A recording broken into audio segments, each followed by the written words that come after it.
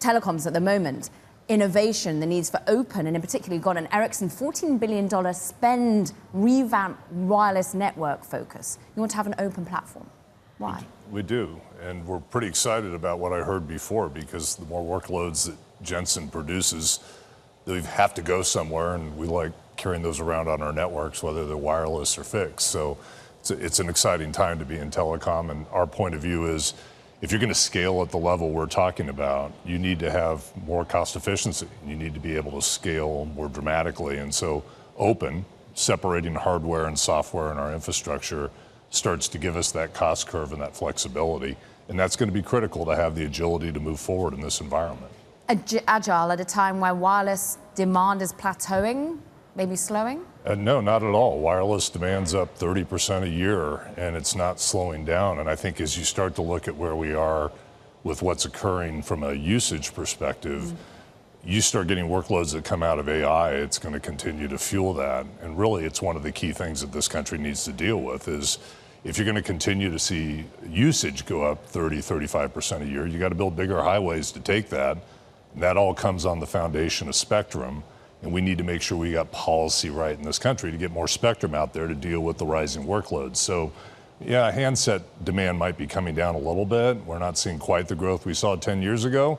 But the utility of connected devices, how people are using those handsets, and the demand for the traffic that they generate isn't coming down at all. John, good morning. It's Ed in San Francisco. Look, my head is often outside the bounds of our atmosphere and up in space. And I was really interested to see your deal with AST. You know, Starlink is doing a lot with the other carriers. I just wondered, in the first instance, if you have a really clear view of what the addressable market is for Constellation direct to sell. I think we have a view of it, Ed. I don't know whether or not we're going to all understand exactly how consumers are going to use this, but we've done a lot of work to not only understand who's the segment of the population that truly needs always-on connectivity. I mean, that's really what we want to do here. Most people wake up in the morning and they say, I can't afford to be off the internet. And some folks have a lifestyle that take them to places where they do, unfortunately, get to the bottom of the Grand Canyon on a rafting trip and can't continue to post to their website about what's going on with their family, and it's really important to them, or they have an important business call. There's others who do it incidentally. Maybe they're on a road trip and they're out on an interstate somewhere and they drive off the network and they need it for a day. So we know those kind of behaviors in our customer base because we run the networks and we know what our customers are doing. We think there's a good application for this, just like when somebody leaves the United States and needs to roam on a network outside the US to make sure that they're connected when they're in Europe or Asia or wherever they're going. So this is just the next step in simplifying connectivity and ensuring customers be connected wherever they go. John, why AST and not Starlink and SpaceX? Well, it's as you pointed out, Ed, it's a nascent area where the technology is starting to develop. We think AST has done a remarkable job of getting the technology right where it's consumer-centric. The customer doesn't have to change any equipment and doesn't have to change anything they're doing with their handset, and they can still avail themselves of the service.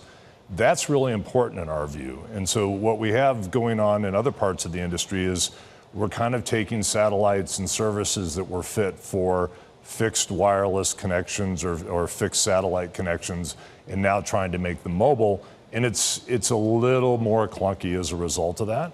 And so I think what we're looking at is cost performance. How do we make it easy for the consumer? And I don't think there's going to be one winner. I think there's going to be multiple opportunities going forward of providers. And we think that's good for us, especially when we have partnerships that ultimately we can have the right kind of relationships to satisfy the needs of our customers.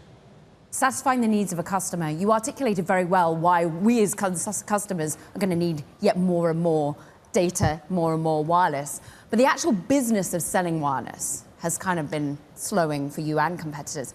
How do you stand apart? How do you make sure people reach for AT&T versus Verizon, T-Mobile, when you have had some hits perhaps to worries about data security, for example? Yeah, first of all, despite the fact that customer net adds are slowing, utility and use is continuing to grow. And so we had a very good year when you think about what happened from a service revenue growth perspective. We led the industry. We're still seeing healthy growth. It's a bit higher than what the GDP levels are.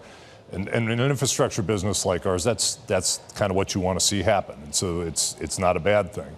But in terms of what we do going forward on this it's what I just talked about.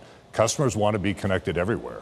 Yeah. Customers want to make a simple decision of how they get on the internet. They don't wake up in the morning relishing having 2 or 3 relationships to be able to use my phone when I'm on the go, or my phone at home, or my computer at home.